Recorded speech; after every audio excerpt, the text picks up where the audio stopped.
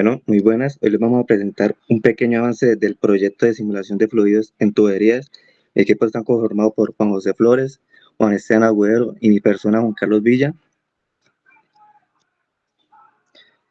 Introducción del proyecto. En esta primera parte vamos a presentar el objetivo central del proyecto, que es desarrollar una simulación computacional que permita analizar el comportamiento de los fluidos en tuberías.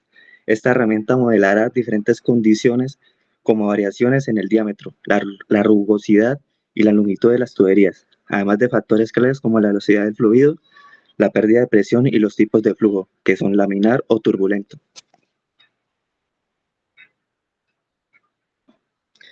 Ahora, para lograr una simulación precisa y confiable, se emplearán tres métodos fundamentales de la dinámica de fluidos, que estos son el número de Reynolds, ecuación de Darcy-Weisbach y coeficientes de pérdidas menores.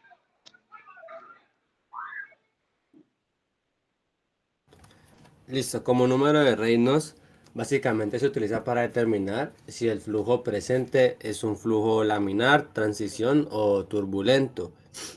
Trata de un número de carácter adimensional que establece la relación entre la fuerza de tipo inercia y la viscosidad de un fluido en constante movimiento. Como podemos ver, su fórmula es densidad por velocidad por diámetro dividiendo su viscosidad. La ecuación de Darcy-Weisbach. La ecuación de Darcy-Weisbach es una ecuación empírica que se utiliza para calcular la pérdida de carga, la pérdida de carga o pérdida de presión en este caso. Es en un fluido que fluye a través de una tubería o conducto debido a la fricción. La ecuación fue desarrollada por Henry Darcy y Julius Weisbach y es un elemento fundamental en la dinámica de fluidos. Como podemos ver, la fórmula que se ve ahí cuenta con el factor de fricción, longitud de tubería y presión dinámica.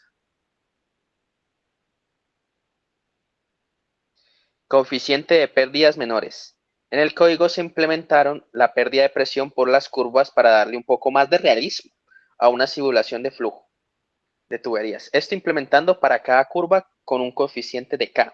Cada curva tiene un coeficiente de K y aquí se ven los grados, que en el primero es 45 grados, 2 puntos K igual a 0.2. El otro es 90 grados, 2 puntos K igual a 0.9. Y abajito tenemos la fórmula que se aplica a cada curva. Listo, les voy a explicar la integración y resultados. El flujo del programa básicamente es entrada de parámetros, cálculo de R y tipo de fluido, de cálculo de F y pérdidas de fricción más curvas, y la suma total con la fricción más las pérdidas que tuvo con las curvas. Como entrada aplicamos unos inputs en este avance que básicamente es tenemos que ingresar la densidad, la velocidad, el diámetro, la longitud. Y tenemos unos outputs que básicamente es R, un ejemplo ahí son 150.000 y que es turbulento. Conclusiones. Pues para eso queremos concluir y aplicar que la rigurosidad y el tipo de fluido determina el factor de fricción, las pérdidas menores son significativas en sistemas complejos y como aplicaciones tenemos que eso se puede aplicar para diseños de redes hidráulicas, entre otras cosas. A continuación vamos a mostrar lo que viene siendo el avance del programa, que lo hicimos en Python.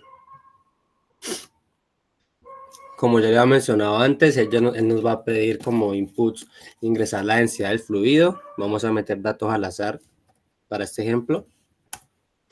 Nos dice la velocidad que queremos que vaya el fluido. Nos piden el diámetro de la tubería que estamos manejando. Y nos dice que ingrese la viscosidad dinámica del fluido. Ingresamos la longitud de la tubería, la rigurosidad, y como podemos ver, en esta simulación tenemos 4 curvas, 2 de 45 y 2 de 90. Tenemos los valores de pérdida, que son estos de acá.